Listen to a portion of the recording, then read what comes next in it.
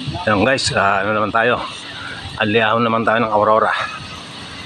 Ayan,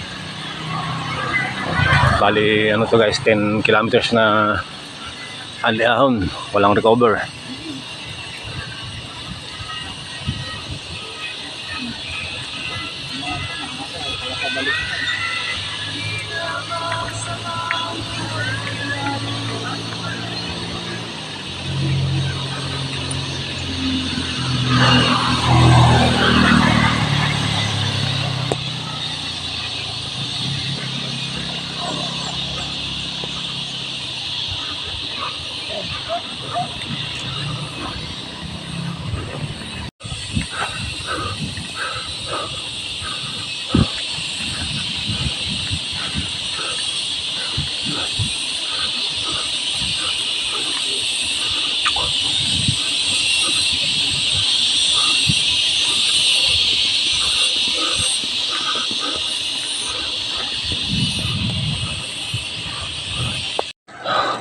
Nahuli na ibang kasama natin guys at malambot yung gulong na isang kasama namin.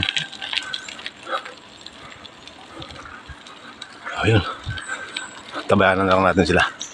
Dahan-dahan lang muna tayo para makaabot sila. Diretsong ahon to guys. Ayun guys, may mga ano rin dito, mga resorts. Ayan, Camp Paraiso. Habang paakyat tayo papuntang Baler, madadaanan mo yung mga yan.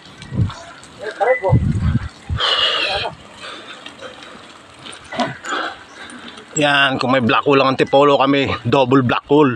Black hole? Double tong sa amin guys. Mahirap yun, dami nagtulak na ako din eh. Sa road bike.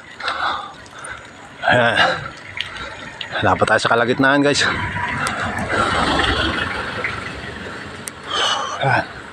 Andiahon talaga to.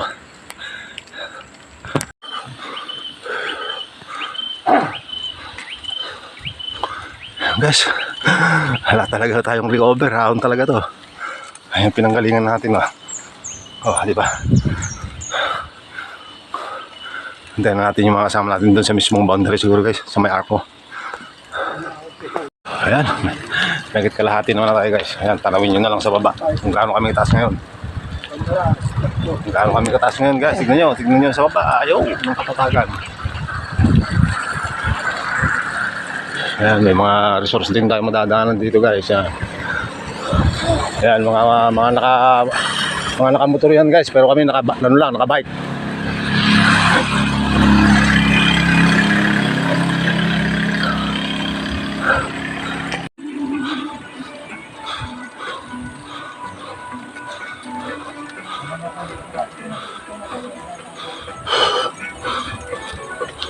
Doon tayo galing guys sa baba. Yan, ganyan na tayo kataas ngayon. Yun, doon, kita-kita.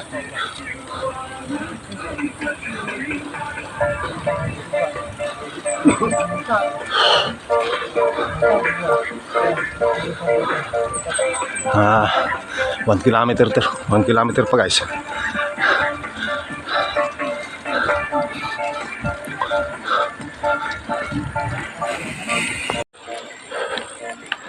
Guys, dito lang tayo sa likod para masama natin sa video yung ating mga kasama. Kasi kung mauna tayo, wala tayong puro kalsada lang makikita nyo.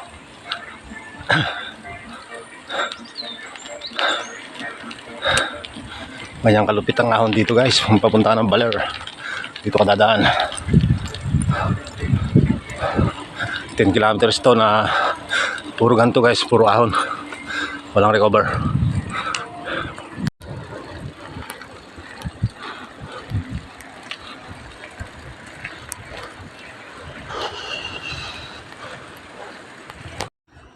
At yun nga guys, sa loob ng mahabang minuto, mahabang oras, narating din namin ang boundary ng Aurora.